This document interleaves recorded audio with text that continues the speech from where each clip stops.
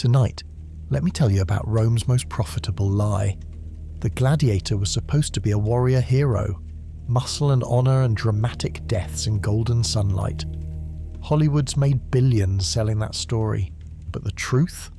Gladiators weren't heroes, they were commodities, expensive, well-trained, highly profitable commodities whose only job was to die beautifully for other people's entertainment.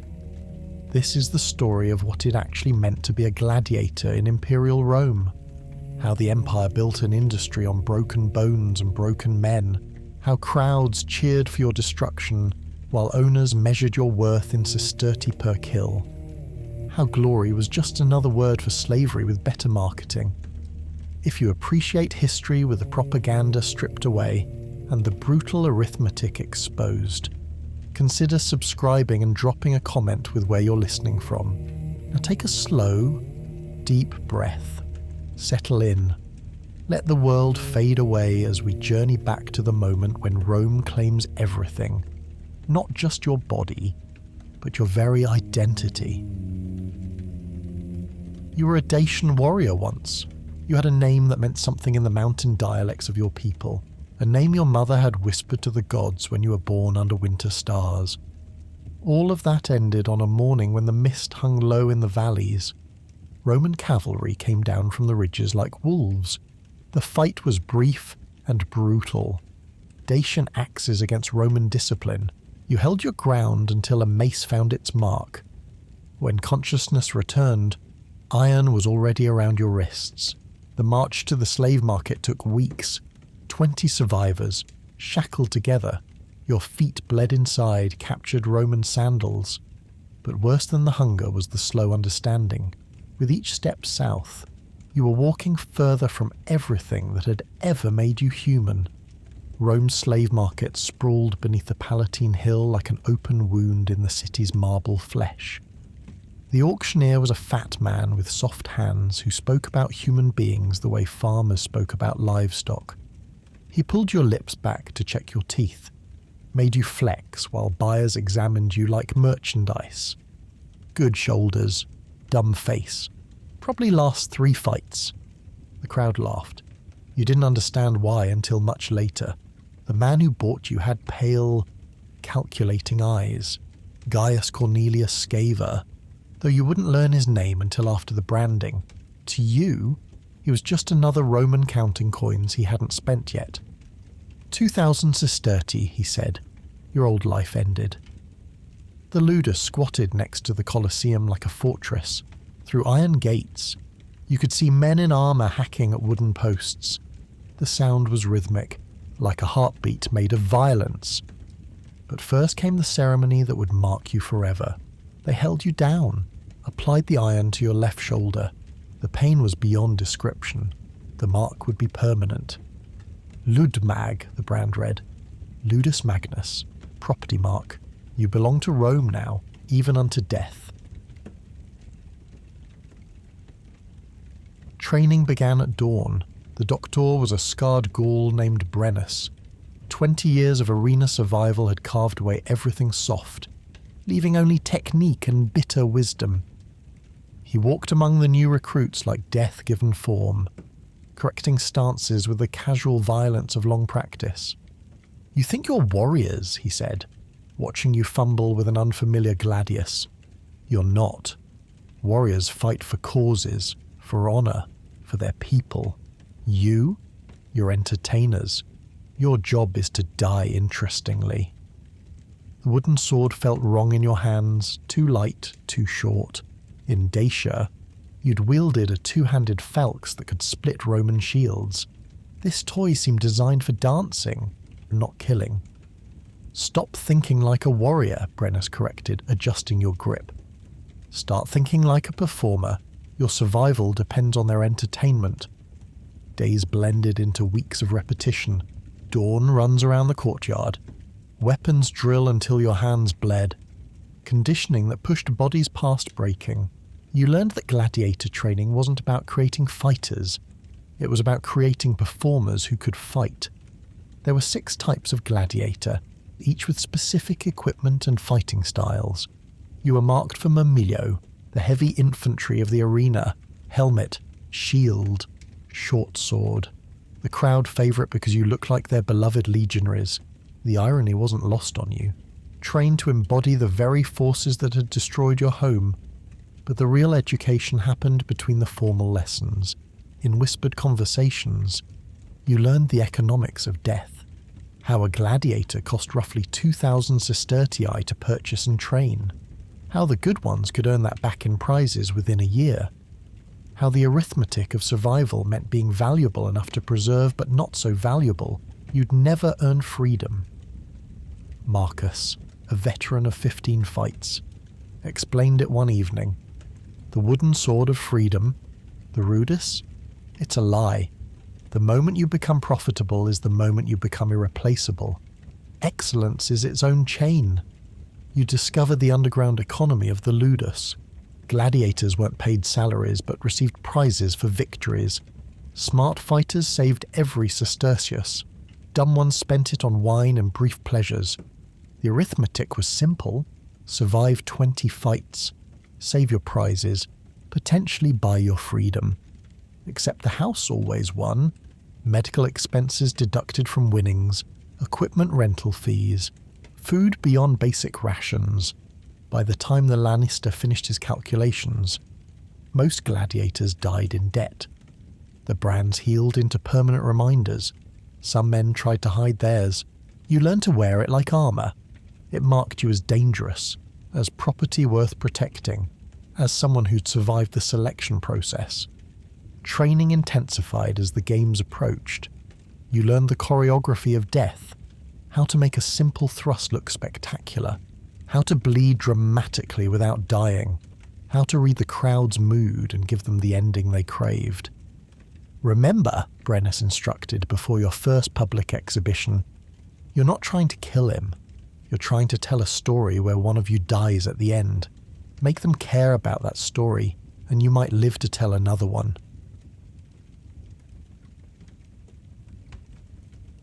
Your first real fight came 6 months after the branding. You'd watched dozens by then, studied the rhythms, learned that most gladiator fights weren't to the death.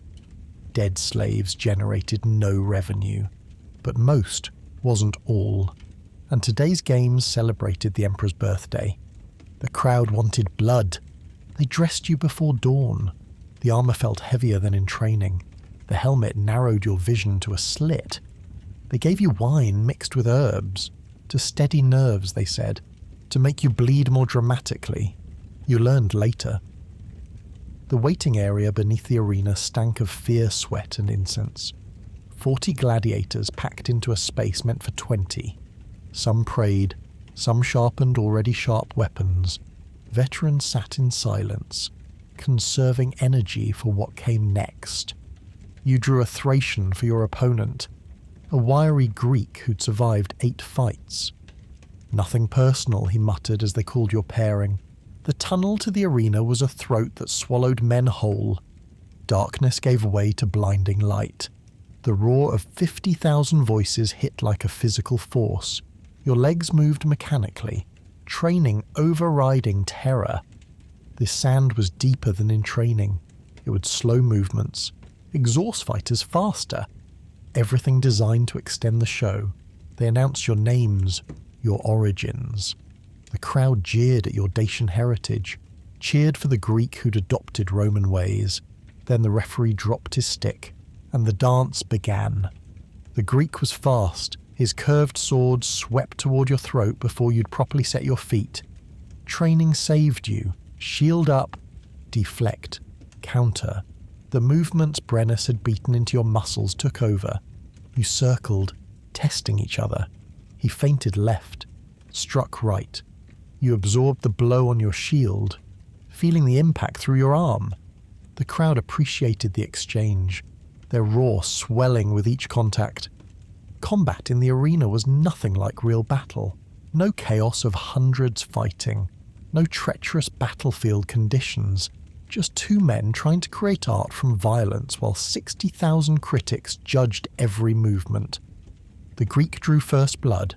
His sword found the gap above your greave, opening a shallow cut. The crowd erupted. You understood then what Brennus meant. This wasn't about winning or losing, it was about the story. And right now, the story needed you to be in danger. You played your part, staggered slightly, favoured the leg, let him press his advantage while you retreated. The crowd smelled victory, began chanting his name. He grew confident, pressed harder. That's when you struck. A simple move, really. Drop your shield slightly, invite the thrust. When it came, pivot and let his momentum carry him past. Your sword found his exposed side. Not deep. You weren't trying to kill him yet. Just even the score. Now he was the one bleeding, circling warily.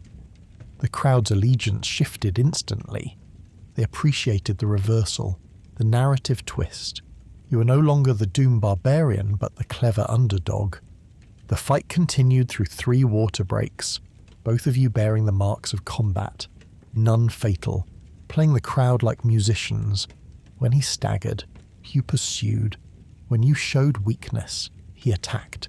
20 minutes in, both of you were exhausted. This is when most fights ended. One gladiator would signal submission, and the crowd would decide. Mercy or death, depending on how well you'd entertained them. But the Greek didn't signal, neither did you. Some primitive part of you had awakened, the part that remembered real battle, real stakes. Your Dacian blood sang with the need to survive. His Greek pride demanded the same. The end came suddenly. He overextended on a thrust. You trapped his blade with your shield, stepped inside his guard. Your sword found the spot beneath his arm where armor didn't protect. He dropped immediately. The sand darkened beneath him. The crowd went silent, waiting to see if this was theatre or truth. When he didn't rise, they erupted. You stood over your first kill, listening to them chant a name that wasn't yours. Dacicus, Dacicus. They'd already rewritten you, transformed you from person to character, from man to myth. The referee checked the body, raised his stick to confirm the death. They dragged the Greek out through the gate of death while you exited through the gate of life. The symbolism was heavy-handed, but the crowd loved obvious metaphors. In the recovery room, they cleaned your wounds and counted your prize money, minus medical expenses, minus equipment rental, minus the Lannister's percentage. You'd killed a man for 30 sestertii. Marcus found you later, sitting in the baths. The first one's the hardest, he said. After that, it's just arithmetic. Them or you. The crowd or your conscience. Everything has a price in Rome, even your soul, especially your soul. You thought of the Greek's eyes in that final moment. The surprise, the acceptance, the transition from performer to corpse. Somewhere, someone mourned him. But here, he was already forgotten. Tomorrow's games would bring fresh deaths. That night, you understood what you'd become. Not a warrior, not a slave, something worse. A commodity that generated revenue through controlled violence. A product in Rome's economy of death. The brand on your shoulder had healed, but the real mark was invisible. You'd killed for entertainment. Crossed a line that couldn't be uncrossed. The crowd owned you now in ways the Lannister never could. Welcome to the Brotherhood of the Arena, where glory was a currency and life was the price of purchase. 5 years passed in a blur of sand and steel. 28 fights, 28 victories. You'd become what the Lannister had hoped, a reliable investment that generated steady returns. Your name drew crowds. Your fighting style, brutal and efficient, had evolved into something crowds paid to see. They called you Dacicus the Bold now. Poets composed verses about your victories. Artists sketched your likeness for pottery. Rich women paid substantial sums for private meetings, though you learned quickly that these admirers viewed you as exotic property to be temporarily rented. The arithmetic of your existence had become second nature. Each fight worth between 50 and 200 sestertii, depending on the game's prestige. Deduct expenses, save the remainder, calculate how many more men you'd need to kill to purchase freedom. The number never seemed to decrease. You'd moved to better quarters within the ludus, a cell with an actual window, a bed instead of straw, privileges earned through other men's deaths. The irony wasn't lost on you. Your comfort directly proportional to your capacity for spectacular violence. The other gladiators regarded you with a mixture of respect and wariness reserved for proven killers. You'd lasted longer than most. That made you dangerous. It also made you valuable as a training partner. Younger fighters paid for lessons, adding to your slowly growing funds. Watch his left shoulder, you instructed a young Nubian. It drops slightly before he attacks. That's your opening. You were teaching him to kill Titus, a Samnite you drunk wine with just last week. But such was the arithmetic. Friends were luxuries gladiators couldn't afford. Every relationship was temporary, ending in sand and blood. The games themselves had become routine. Enter through the gate of life. Salute the empty imperial box. The emperor rarely attended minor games. Face whichever poor soul the schedulers had matched you against. Perform the dance. Exit through the appropriate gate. Most fights still weren't to the death. The Lannister had learned that dead gladiators generated no revenue, but you'd killed 8 more men in those 5 years, each death adding weight to a conscience you could no longer locate. It had been carved away, fight by fight, replaced by the cold calculation of survival. Your 29th fight changed everything. The opponent was Brennus, your old trainer, the man who taught you to think like property, like a performer, like a killer. He'd been forced back into the arena after insulting a magistrate. Politics and wine, a fatal combination for a gladiator. I trained you too well, he said in the tunnel before the fight. His scarred face showed no emotion, but his eyes held something like pride, or perhaps regret. Try to make it quick. The crowd knew the story, master versus student, age versus youth. They'd paid premium prices for the narrative drama. The promoters had advertised it for weeks. Someone would die today. The only question was who? You entered the arena together. The roar was deafening.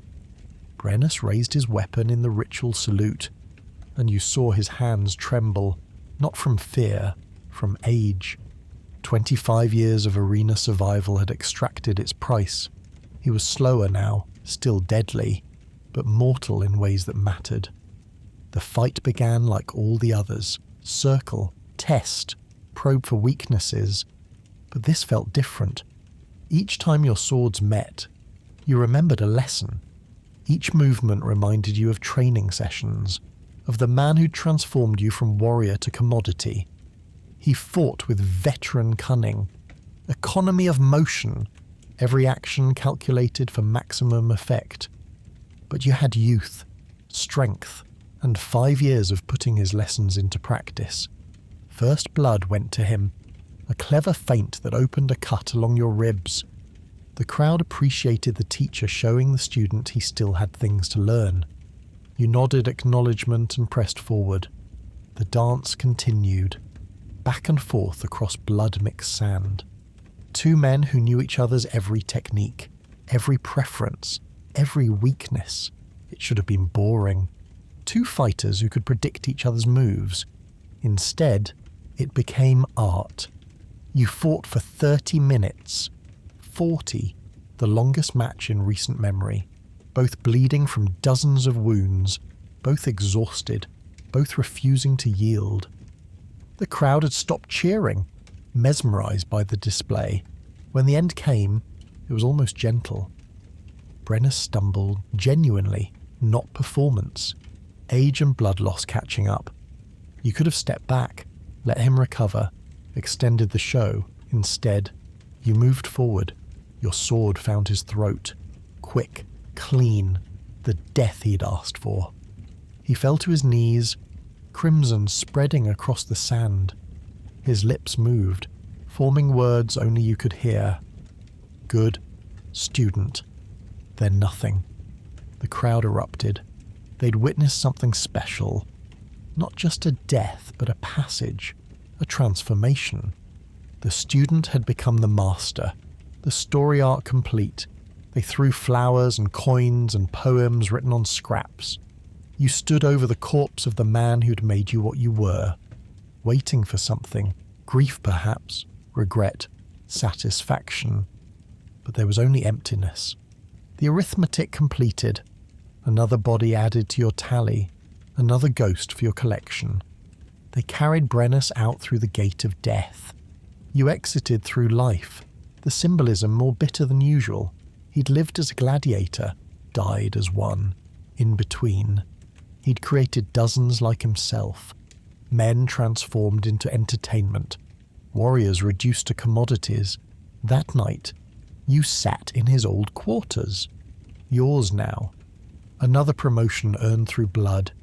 His few possessions remained: a worn copy of Homer in Greek, a small statue of Mars, a wooden sword, a rudis, that he'd never quite earned. You understood then the full price of glory.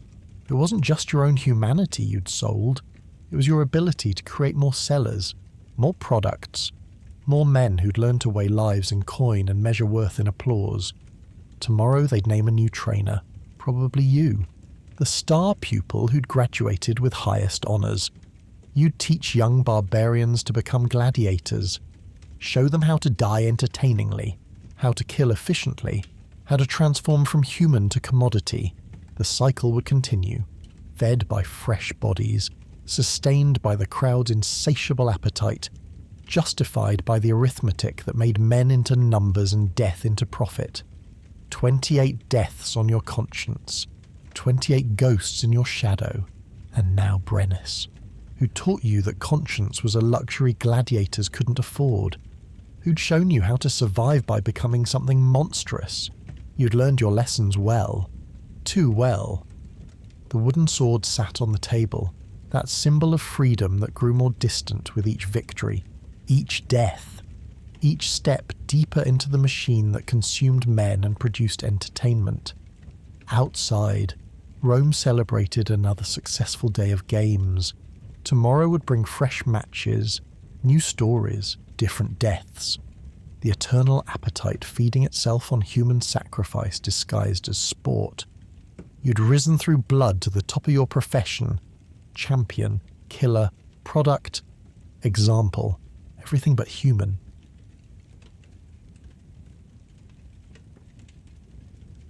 By your 30th fight, you'd become a master of arena mathematics. The equation was simple. Survival equals skill times crowd favor divided by opponent's value. You could calculate odds within seconds of seeing an opponent. This scar meant he favored his left. That limp suggested an old injury that would slow him after 10 minutes. The way he held his shield revealed formal military training. Dangerous, but predictable. Your 30th opponent was special, not for his skill but for what he represented. A young Dacian, fresh from your own mountains. They'd matched you deliberately. The promoters loved poetic justice. Dacian versus Dacian. The Romanized champion against the wild barbarian. He had your eyes from 5 years ago. That mixture of defiance and terror. The belief that skill mattered more than entertainment. That fighting meant something beyond the crowd's amusement. You tried to warn him in the tunnel. Speaking your birth tongue felt strange after years of Latin. Make it a show. Give them drama. They'll spare you if you perform well. He spat at your feet. Called you traitor in the old language. Said you'd forgotten who you were. He wasn't wrong. The fight was shorter than most. He came at you with homeland fury, using traditional Dacian techniques, bold, direct, honourable, everything the arena punished. You let him exhaust himself against your defence, let him show his warrior's heart, gave the crowd their barbarian savage. Then you showed them their civilized champion.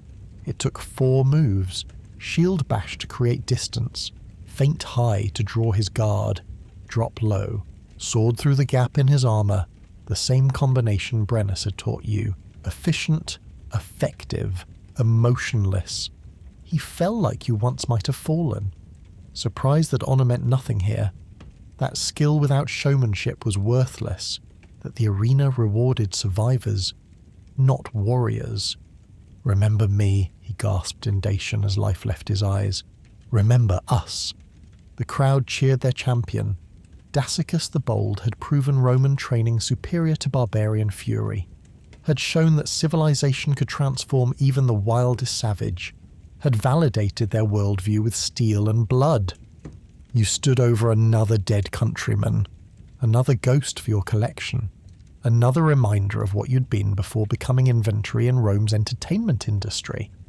The crowd's approval washed over you like acid, burning away what little remained of your original self. That night, you counted your earnings. 2,000 sestertii saved over 5 years and 30 fights, almost enough to purchase basic freedom, though not citizenship. Never citizenship for arena slaves. But the lanista would never sell. You generated too much revenue, drew too many crowds. Your excellence had become your prison. Marcus had been right. The arithmetic always favoured the house. You found yourself on the ludus roof, watching Rome sleep beneath stars that looked nothing like those above Dacian mountains. Somewhere, your people still fought, still resisted, still died as warriors rather than performers, while you'd become the thing they fought against, a Roman success story written in their blood. The young Dacian's words echoed, "Remember us." But remembering meant acknowledging what you'd lost, what you'd traded, what you'd become. It was easier to forget, to focus on the simple mathematics of survival. Except the numbers had stopped making sense. What was the point of saving for freedom that would never come? Of surviving fights that only led to more fights? Of accumulating victories that were really defeats? You thought of Brennus and his wooden sword, 25 years of arena survival, and he died as property. You'd already lasted 5. Would you make it 20 more? And what would remain of you if you did?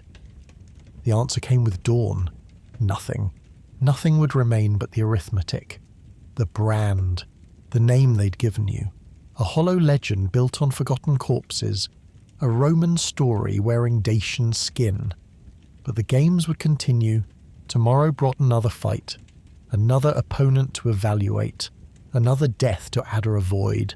The machine demanded its fuel, and you'd become both furnace and coal, burning yourself to keep Rome warm. The mathematics of death were simple. The cost of survival was everything. Your 31st fight was meant to be special, a celebration of your 5th anniversary as champion. The emperor himself would attend. They'd matched you against Alexandros of Athens, another crowd favourite known for technical precision and theatrical flair. The preparations felt different, more elaborate. They oiled your skin until it gleamed, polished your armour to mirror brightness. The lanista personally inspected every detail. You were an investment being presented to the board of directors, product demonstration for the imperial box. Make it memorable, Sceva instructed. His pale eyes calculated probable returns. The Emperor's considering sponsoring a special games. A good showing today could mean lucrative contracts for all of us. All of us. As if you shared in the profits beyond your meagre prize money. As if you were a partner rather than property. The lie came so easily to Roman lips, wrapped in false camaraderie. Alexandros found you in the preparation chambers. Unlike most pre-fight encounters, he seemed genuinely interested in conversation. A Greek philosopher turned gladiator. Rome collected unusual stories. They say you've forgotten yourself, he mused, adjusting his armour. That success has made you Roman. But I see the truth in your eyes. You remember everything. That's your punishment, isn't it? Not forgetting. Living with perfect recall of what you've lost. You didn't answer, but he smiled as if you had. I was a teacher once. Philosophy, ethics, the nature of virtue and choice. Then I killed a student's father, a magistrate who'd raped my sister. They gave me a choice. Execution or the arena. Some choice, yes. Death quick or death prolonged. Why tell me this? Because one of us dies today. Really dies.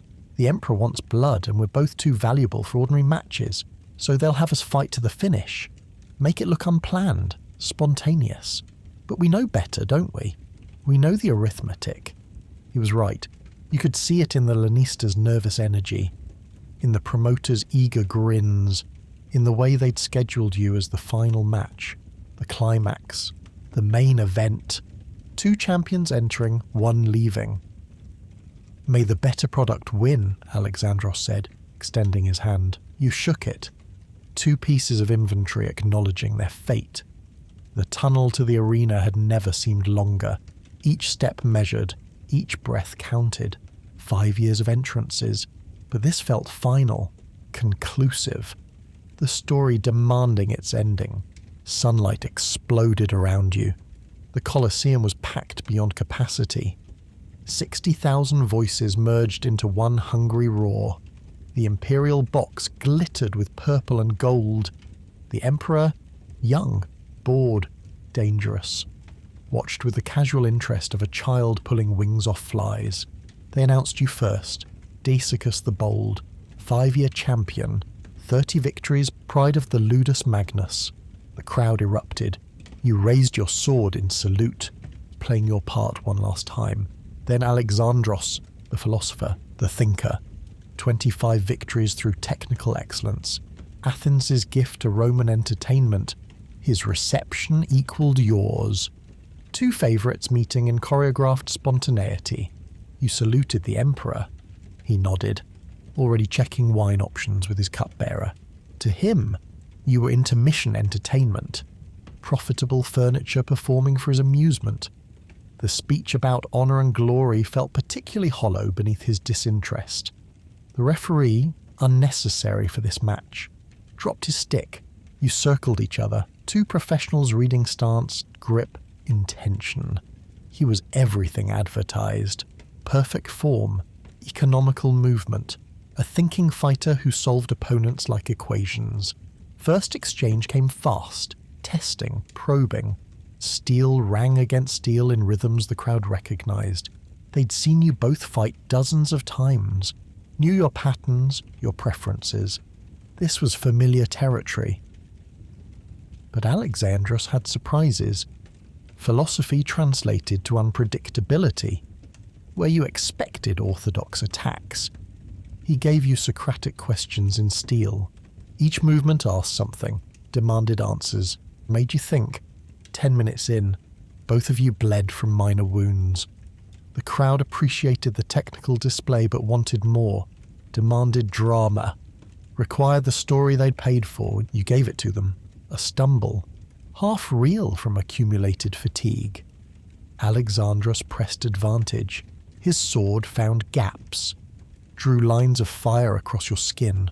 The crowd surged upright, sensing conclusion. You retreated, defense crumbling, defeat seemingly inevitable.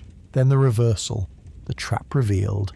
You'd baited him into overconfidence, into range.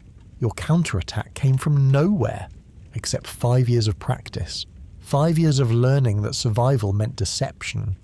Now he bled. Now he retreated. The crowd loved it.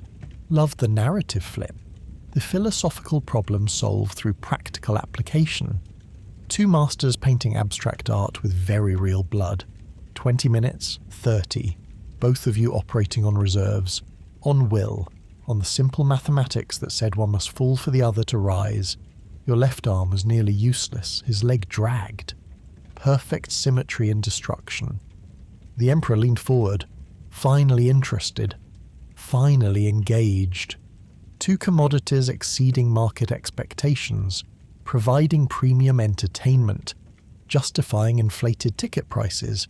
You locked eyes with Alexandros, both understanding what came next, what the story demanded, what the arithmetic required. Someone had to die, not theatrically, not temporarily, but truly and finally. For what it's worth, he gasped during a clinch. You deserved better than this. We both did. Everyone deserves better than this, you replied. That's what makes it Rome. The last exchange was pure instinct. No technique, no philosophy. Just two exhausted men trying to survive another breath, another heartbeat, another moment before mathematics claimed its due. You fought with the desperate beauty of men who understood mortality was being negotiated. When the end came, it was almost anticlimactic. A simple exchange, his blade finding the gap beneath your arm as yours found his thigh. Both wounds serious, both potentially fatal. You stood frozen, supporting each other's weight, then fell together. The sand was soft, warm with absorbed sunlight and spreading blood. Above, 60,000 faces waited to see how your story would end. Alexandros tried to stand, failed, succeeded on the second attempt. Blood painted his leg crimson, but he lived. You tried the same. The wound beneath your arm had found something vital. Your legs wouldn't cooperate. Darkness crowded vision's edges. The crowd's roar split between mercy and death. The referee looked to the imperial box. The emperor stood, considering, calculating, weighing entertainment value against future revenues. You lay there, feeling strength fade into Roman sand, and found yourself laughing at the absurdity, at the perfect theatrical timing, at the way even your death had become a commodity to be evaluated and priced. The crowd interpreted your laughter as defiance, as courage, as the barbarian's final insult to death itself. Their chanting shifted, unified now in calling for mercy, for the veteran to be spared. The emperor's thumb rose. Life? Alexandros helped you to your feet, both of you leaving blood trails as you acknowledged the crowd's judgment. They threw flowers and coins and poems written on scraps, a rain of appreciation for the show you'd given them. They carried you from the arena on a litter, through the gate of life one final time. But the man who emerged was already dead in every way that mattered. What remained was just too valuable to discard. The physician saved your body, stopped the bleeding, declared that you'd live, though the damage meant you'd never fight again. A convenient injury that prevented any comeback attempts. That locked you into your new role as trainer of future commodities. When you finally returned to the Ludus, it was as Doctore. They gave you Brennus's old quarters. Your students were young barbarians who reminded you of yourself before the brand. Before you learned to weigh lives in sesterti and calculate death in profit margins. You taught them the moves, the techniques, but you couldn't teach them the truth. That survival meant becoming something monstrous. That victory required murdering parts of yourself. That the crowd's love was indistinguishable from ownership. Sometimes, in the evening hours, you'd climb to the roof.